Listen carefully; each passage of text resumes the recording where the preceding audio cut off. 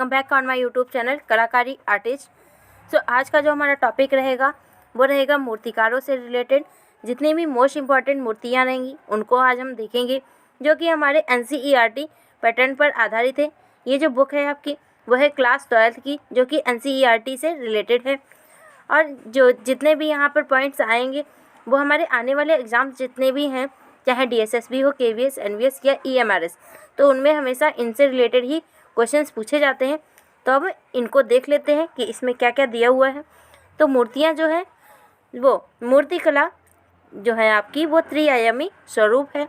इसमें पत्थर, लोह, चाहे पत्थर हो, धातु, लकड़ी, मोम, मिट्टी और अन्य ऐसे पदार्थ होते हैं यहाँ पे प्रयोग किया जाता है, जिनको वर्तमान समय में मूर्तिकार अपनी भावनाओं को व्यक्त करने के लिए करता है। अब यहाँ पे जो मूर्तियाँ हैं उनको देख लेते हैं। तो पहली मूर्ति आपकी दी हुई है श्रम की विजय, जिसको इंग्लिश में बोलते हैं ट्रिम्फ ऑफ लेबर। ठीक है, ये मूर्ति को ध्यान से देख लीजिएगा, क्योंकि आजकल जो पेपर बनते हैं तो उनमें पिक्चर्स दे देता है और उनसे रिलेटेड जितने भी क्वेश्चंस होते हैं उनको पुटअप किया जाता है। तो इसका मूर्ति का नाम है श्रम की विजय। और जो ये मूर्ति है इसके जो निर्माण करता है यानी कि मूर्तिकार हैं, उनका नाम है देवी प्रसाद राय चौधरी। और ये जो मूर्तिकार हैं DP राय चौधरी, इनका जन्म ढाका बांग्लादेश में हुआ था, 1899 ईस्वी में हुआ था। और इस मूर्ति का मोस्ट इम्पॉर्टेंट है कि माध्यम क्या है। तो मूर्ति का माध्यम हो जाएगा कांसा और सीमेंट। और मूर्ति जो संग्रह है वो संग्रह है राष्ट्रीय आधुनिक संग्रहालय में नई दिल्ली में सुरक्षित है, यानी कि NGMA में संग्रहित है, national gallery of modern art. और ये मूर्ति जो है वो उसका काल जो रहेगा वो समकालीन यानी कि आधुनिक काल रहेगा। और मूर्ति का जो समय है वो 1954 ईस्वी इसका समय रहेगा। और मूर्ति का जो संग्रह है उसको ध्यान रखिएगा, मोस्ट इम्पॉर्टेंट है, क्योंकि इसको हमेशा पूछ भी लिया जाता है कि राष्ट्रीय आधुनिक कला संग्रहालय में सुरक्षित है, जो कि नई दिल्ली में है। अब इसका विवरण देख लेते हैं। तो इसमें दिया हुआ है कि अपने मूल रूप में इस मूर्ति को 1954 में मद्रास के समुद्र तट पर कांस्य व सीमेंट के संयोजन से देवी प्रसाद राय चौधरी ने इसे बनाया हुआ है।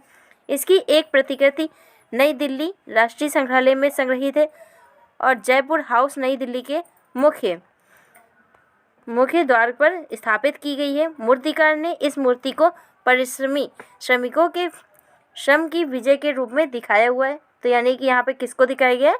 श्रमिकों को दिखाया गया है, जो कि श्रम की विजय के रूप में यहाँ पे दर्शाया गया है। समूह में कार्यरत चारों श्रमिक को अलग अलग मुद्राओं में एक विशाल चट्टान जो है उसको लकड़ी की बल्लियों की सहायता से हटाने का प्रयास किया जा रहा है। तो यहाँ पे ये जो पॉइंट है इसको मोस्ट इम्पॉर्टेंट मान लीजिएगा, क्योंकि इसको क्वेश्चन आया हुआ भी है कि यहाँ पे जो 4 श्रमिक दिखाए गए हैं उनको दिखाया क्यों गया है। तो यहाँ पे उसकी श्रम को दिखाया जा रहा है कि एक लकड़ी के बल्ली की सहायता से वो बड़ी सी चट्टान को हटाने का प्रयास कर रहे हैं। परिणाम स्वरूप मूर्तिकार ने श्रमिकों की मांसपेशियों पर पड़ने वाले प्रभाव, संकुचन व विस्तार को उनकी संपूर्ण शारीरिक संरचना के साथ खूबसूरती से प्रकट किया हुआ है। इसके लिए उनके शरीर को वस्त्रहीन दिखाया भी गया है यहाँ पर। अतः केवल कमर के नीचे छोटी लुंगी व सिर पर कपड़े की ढका हुआ दिखाया गया है। अंततः ये जो श्रमिक है अपने कार्य को सफलतापूर्वक करने में सफल होते हैं। यही क्षण इस मूर्ति में मूल भावना जो है वो श्रम की विजय के नाम से प्रसिद्ध है। अब इस यहाँ पे जो इनके मूर्तिकार हैं उसको देख लीजिए कि मूर्तिकार का नाम है देवी प्रसाद राय चौधरी। तो अब इनसे रिलेटेड है कि इनका जो जन्म है 1899 ईस्वी में रंगपुर में हुआ था, ताजहट बांग्लादेश में। वर्तमान में यह बांग्लादेश में स्थित है। इन्होंने आरंभिक चित्रकारी अवनींद्रनाथ टैगोर से सीखी थी। तो इनके गुरु कौन हो जाएंगे? अवनींद्रनाथ टैगोर हो जाएंगे, जो कि बंगाल शैली के एक फेमस कलाकार रहे हैं। परंतु इन्हें पौराणिक विषयों की चित्रकारी नीरस लगी, क्योंकि पौराणिक चित्रकारी से संबंधित ज़्यादा थे। कौन थे? आपके राजा रवि वर्मा थे। लेकिन यहाँ पे देवी प्रसाद राय चौधरी की बात की जा रही है कि इनको पौराणिक विषयों से चित्रकारी से नीरस लगी इन्हें। ठीक है, ये कार्यरत पुरुषों, स्त्रियों और मजदूरों को चित्रित करने लगे। इन्होंने श्रमिकों की मांसपेशियों के चित्रण में विशिष्टता प्राप्त कर ली थी। इसी कारण इनकी जो प्रतिमाएं रही हैं वो श्रम की विजय रही है। इन्होंने मोस्टली मजदूरों पर और स्त्रियों और पुरुषों पर चित्रण किया कार्य किया हुआ है, मूर्तियाँ बनाई हुई हैं। और इसमें दिया हुआ है कि देवी प्रसाद राय चौधरी को ललित कला अकादमी का अध्यक्ष भी बनाया गया था। तो ये ध्यान रखिएगा कि ललित कला अकादमी का इनको अध्यक्ष भी बनाया गया था। टोक्यो में यूनेस्को आर्ट सेमिनार का निदेशक भी बनाया गया है यहाँ पर। और रविंद्र भारती विश्वविद्यालय की से डी.लिट की भी उपाधि इनको प्राप्त की गई थी। भारत सरकार द्वारा इनको पद्म भूषण से भी सम्मानित किया गया है। इनके कुछ फेमस वर्क हैं, जैसे कि लेप्चा गर्ल है, ग्रीन एंड गोल्ड है, निवर्सना है, और आपका है ब्राइड एंड दुर्गा पूजा है। ये इनके कुछ मोस्ट इम्पॉर्टेंट रचनाएं हैं जिनको आप ध्यान रखिएगा। और इनके जो माध्यम रहे वो अलग अलग रहे हैं, चाहे कांसा हो चाहे पत्थर या सीमेंट। ठीक है, इसको ध्यान रखिएगा। अब अगला जो है आपकी मूर्ति वो है चतुर्मुखी। तो चतुर्मुखी ये मूर्ति ध्यान से देख लीजिएगा, जिसका नाम है चतुर्मुखी। और मूर्तिकार यहाँ पे हो जाएंगे आपके यकायति गिरी राव, ये मूर्तिकार हैं यहाँ के। और माध्यम है मूर्ति का क्वार्ट्ज दानेदार एकास्म पत्थर, यानी कि एक ही पत्थर को तराश करके यहाँ पे बनाया गया है। और काल जो रहेगा वो समकालीन आधुनिक रहेगा। और संग्रह जो है इस मूर्ति का वो राष्ट्रीय आधुनिक कला संग्रहालय नई दिल्ली। अब इसका विवरण देख लेते हैं। तो मूर्तिकार जो है यदागिरी राव जो हैं, उन्होंने 13 फीट ऊंचे क्वार्ट्ज दानेदार पत्थर से इसको तराश करके उत्कृष्ट कलाकृति की रचना की हुई है। इस मूर्ति के चारों जो फलक हैं वहाँ पर स्त्री जीवन के 4 विभिन्न अपरिहार्य पहलुओं को दर्शाया गया है। तो यहाँ पे ये इम्पॉर्टेंट हो जाएगा कि पूछा जा सकता है कि जो 4 पहलू बनाए गए हैं वो किसको दर्शा रहे हैं। तो यहाँ पे स्त्री जीवन के विभिन्न अपरिहार्य को दर्शाया जा रहा है यहाँ पर। और इसके आगे आप देख लीजिए, जिनकी प्रकृति जो है वो प्रतीकात्मक, यानी कि प्रतीकात्मक का रूप लिया हुआ है। मूर्ति के पहले अग्रभाग में एक चेहरा बना हुआ है जो स्त्री के जन्म से बाल्यावस्था तक की कहानी को कहता है, जबकि दूसरा जो फलक है उसके कुमारी स्वरूप को दिखाता है। इनमें कलीनुमा आकृति बनाई गई है। और कलीनुमा जो आकृति है उसको भी ध्यान रखिएगा कि दूसरे फलक में बनाई गई है। इस मूर्ति के तीसरे फलक पर स्त्री और पुरुषों के संबंध को प्रदर्शित किया जा रहा है। और मूर्ति के जो चौथा फलक है वहाँ पर स्त्रीयोचित पहलुओं को भी दिखाया जा रहा है, इसको ध्यान रखिएगा। अब मूर्तिकार जो है यहाँ पे यदागिरी राव, जो उनके बारे में देख लीजिए। तो इनका जो जन्म है वो 1940 ईस्वी में हैदराबाद में हुआ था। इन्होंने वहीं पर कॉलेज ऑफ फाइन आर्ट्स से अपनी शिक्षा पूरी की हुई है। और इस मूर्ति का नाम क्या है? चतुर्मुखी। ठीक है, इसको ध्यान रखिएगा। अब अगला हम देख लेते हैं। अगली ये मूर्ति दी हुई है रामकिंकर बैच की, इसका नाम है संथाल परिवार। अब इससे रिलेटेड भी देख लेते हैं। तो इसके मूर्ति का नाम है संथाल परिवार। इसके मूर्तिकार हैं रामकिंकर बैच। अब माध्यम रहेगा सीमेंट एवं कंक्रीट, क्योंकि रामकिंकर बैच का माध्यम ही मोस्टली रहा है सीमेंट एंड कंक्रीट। और संग्रह जो रहेगा वो शांति निकेतन पश्चिम बंगाल रहेगा, इसको ध्यान रखिएगा। ठीक है, और काल जो रहेगा वो समकालीन आधुनिक रहेगा। और इस मूर्ति का जो निर्माण है वो 1938 ईस्वी में रामकिंकर बैच ने किया हुआ था। अब इसका विवरण देख लेते हैं। तो विवरण दिया हुआ है कि रामकिंकर बैच ने इस मूर्ति को सीमेंट एवं कंक्रीट के माध्यम से 1938 ईस्वी में बनाया हुआ था, जो कि शांति निकेतन पश्चिम बंगाल में के प्रांगण में स्थापित है। इस मूर्ति में 4 प्राणियों को भी दिखाया गया है। एक पुरुष ने अपने कंधे पर सामान ढोने के लिए बहंगी को उठाया हुआ है और पिछले पल्ले में सामान रखा हुआ है। और उसके जो अगले पल्ला जो बना हुआ है, संतुलन स्थापित करने के लिए प्रेम पूर्वक से ही यहाँ पर बच्चे को बैठाया हुआ भी दिखाया गया है। और उनकी पत्नी साथ चल रही है, जिनके सिर पर सामान रखा हुआ है। और उसके साथ में एक मुंह खोले हुए कुत्ता भी दिखाया गया है। इसमें जो मूर्ति बनी हुई है इसमें कोई भी शैलीगत विशेषता नहीं दिखाई गई है, बल्कि मूर्तिकार रामकिंकर बैच ने संथाल परिवार से प्रेरणा लेकर के उसके परिवेश व दैनिक गतिविधियों को यहाँ पर मूर्ति के माध्यम से सरलतम रूप में प्रदर्शित किया हुआ है। अब जो मूर्तिकार हैं रामकिंकर बैच, उनके बारे में देख लीजिए। तो इनका जो जन्म है 1910 ईस्वी में बांकुड़ा पश्चिम बंगाल में हुआ था। तो इनका जो परिवार था वो संथाल परिवार भी कहा जाता है कि इनके संथाल परिवार में इनका जन्म हुआ था। और ये गरीब परिवार में इनका जन्म हुआ था। ये चित्रकार जन्म से ही जन्मजात इनके अंदर गुण था कि ये चित्रकार बनने के योग्य हैं। और सीता एक्साइल नामक इनका एक प्रमुखता से चित्र रहा है, जो कि इन्होंने 15 वर्ष की उम्र में बनाया हुआ था और प्रवासी नामक पत्रिका में प्रकाशित होने के बाद चित्र व चित्रकार दोनों के रूप में इनको ख्याति भी मिली हुई है। दिल्ली की चित्र प्रदर्शनी में इस चित्र के इन्हें स्वर्ण पदक भी दिलाया हुआ है। चित्रकार जो रामकिंकर बैच रहे हैं उनको व्यक्ति और प्रकृति में अग्रगामी की उपाधि भी प्राप्त हुई है। इन्होंने मूर्तियों के लिए बालू, कंक्रीट, सीमेंट, मिट्टी को अपना माध्यम बनाया क्योंकि ये आसानी से सर्वत्र उपलब्ध थे। इन्हें किसी शैली के विशेष में बंद करके काम करना मंजूर नहीं था। इनकी जो कृतियाँ थीं संथाल परिवार, सुजाता और हार्वेस्टर, ये हार्वेस्टर मोस्ट इम्पॉर्टेंट है, कई बार क्वेश्चन पूछा भी गया है यहाँ से। गर्ल एंड द डॉग, ये भी इम्पॉर्टेंट है। बाजार से वापसी, रिटर्निंग फ्रॉम द मार्केट, ये कुछ प्रमुखता से इनके कार्य रहे हैं जो कि विख्यात भी हैं। अब अगला देख लेते हैं, ये देख लीजिए, ये भी एक मूर्ति शिल्प है जो कि अंशुनी चीके हैं, जिसका नाम है अंशुनी चीके। ये अमरनाथ सहगल द्वारा बनाई गई है।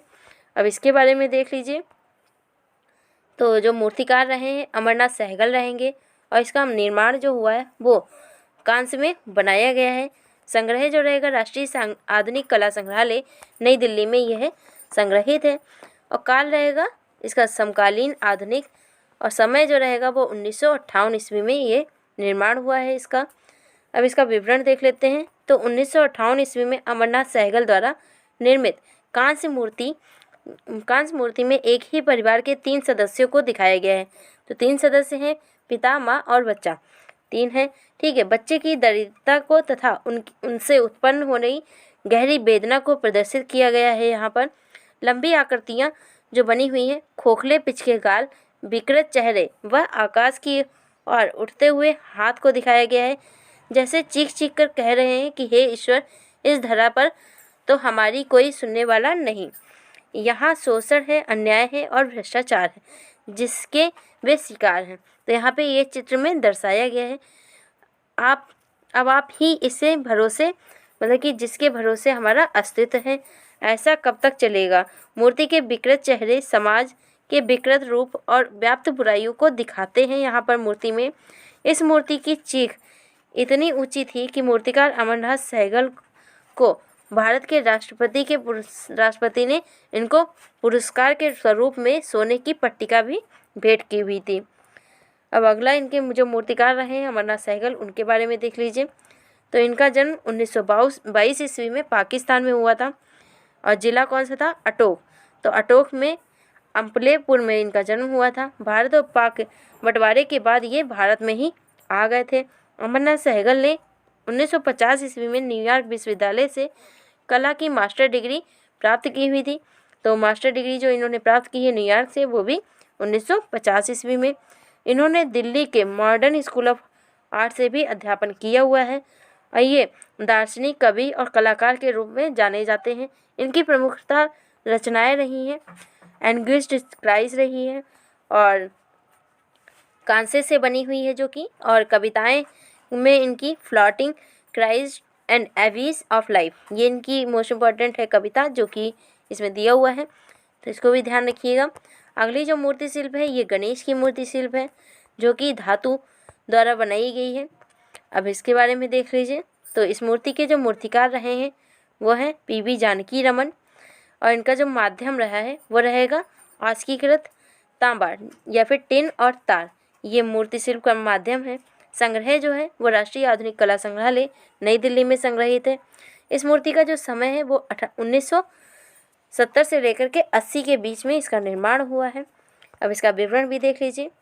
तो पीवी जानकी रमन ने 1970 से लेकर के 80 के बीच में कालावधि में आस्कीकृत जो तांबा है, टिन और तारों के माध्यम से यह 6 भुजाओं वाले नृत्यरत गणेश को खूबसूरती से दिखाया हुआ है। इस मूर्ति में गणेश जी को 2 हाथ से बीड़ा पकड़े हुए दिखाया गया है, जबकि शेष चार जो हाथ बने हुए हैं देव रूपी भांति शंख, चक्र, गदा, पद्म को धारण किए हुए हैं। मूर्ति में आकार की सुगढ़ता, निरंतरता और सतह की संरचनात्मकता, विविधता व तारों की सहायता से यहाँ पर उत्कृष्ट अलंकरण व दक्षिण भारत की लोक कलाओं को पुनर्जीवित करने के लिए प्रयासरत मूर्तियों की निर्माण किया गया है। यहाँ पर इस मूर्ति में गतिशीलता के भाव को प्रकट करके इसे अन्य पारंपरिक मूर्तियों के से अलग विशेषता प्रदान की गई है। अब जो मूर्तिकार हैं पीवी जानकी रमन, उनके बारे में देख लीजिए। तो इनका जो जन्म है 1930 ईस्वी में मद्रास में हुआ था। इन्होंने शिक्षा अपनी college of fine art Madras से प्राप्त की हुई है। इन्होंने मूर्तिकला और व्यावसायिक कला दोनों में ही डिग्रियां प्राप्त की हुई हैं। भगत की मूर्तियां जो रही हैं रहस्यवादी सिद्धांतों को व्यक्त करती हैं। इनकी प्रमुखता से ये विशेषता भी रही है कि मूर्तियां एक दूसरे की ओर मुंह करके खड़ी हुई हैं। तो इसको भी ध्यान रखिएगा कि यहाँ पे आकृतियाँ जो बनी हुई होती हैं ये मुंह एक दूसरे की ओर खड़ा किए हुए दिखाई जाती हैं। उनकी तांबे के पतले तारों से बनी हुई आकृतियाँ बहुत ही लोकप्रिय रही हैं। इनमें कुछ है जैसे कृष्णा है, गरुड़ और गणेश और कृष्ण, ये प्रमुखता रही हैं। और इनकी रचनाओं में Moderna and child and flute player ये इम्पॉर्टेंट है, यहाँ पर इसको भी देख लीजिएगा। आप कुछ इम्पॉर्टेंट यहाँ पर MCQs भी दिए हुए हैं, उनको देख लीजिए। तो पहला दिया हुआ है कि चतुर्मुखी जो मूर्ति शिल्प है उसमें नारी जीवन है, ये निर्माण किसके द्वारा किया गया है। तो अभी आपने देखा था कि यदागिरी जो राव है इनके द्वारा इसका निर्माण किया गया है। और अगला है संथाल परिवार। तो संथाल परिवार का निर्माण जो है वो कहाँ पे ये स्थापित है ये पूछा गया है। तो आपकी जो संथाल परिवार है वो शांति निकेतन पश्चिम बंगाल में स्थापित है। श्रम की विजय जो है वो मूर्ति शिल्प के सामग्री के द्वारा बनाया गया है। तो श्रम की विजय जो है मूर्ति वो आपका 3rd नंबर आपका राइट आंसर इसमें हो जाएगा, जो कि है तांबा और सीमेंट। अगला है कि अमरनाथ सहगल द्वारा एक मूर्ति बनाई गई है जिसका नाम क्या रहेगा। तो अमरनाथ सहगल की हो जाएगी और अनसुनी चीखे। अगला है कि नृत्य की मुद्रा में 6 भुजाओं वाले गणेश की मूर्ति जो है उसका निर्माण किस में हुआ है। तो इसमें जो राइट आंसर है आपका अस्कीकृत तांबा, टिन और तार। तो ये जो आपका दिया हुआ था मूर्तिकारों से रिलेटेड जो कि समकालीन आधुनिक भारतीय कलाकारों की मूर्तियाँ, ये चैप्टर दिया हुआ है आपका NCERT की 12th क्लास की बुक। तो उसमें हमने सारे कलाकारों की मूर्तियाँ देख ली हैं। अगर वीडियो अच्छा लगा हो तो लाइक और सब्सक्राइब करना ना भूलें। Thanks for watching.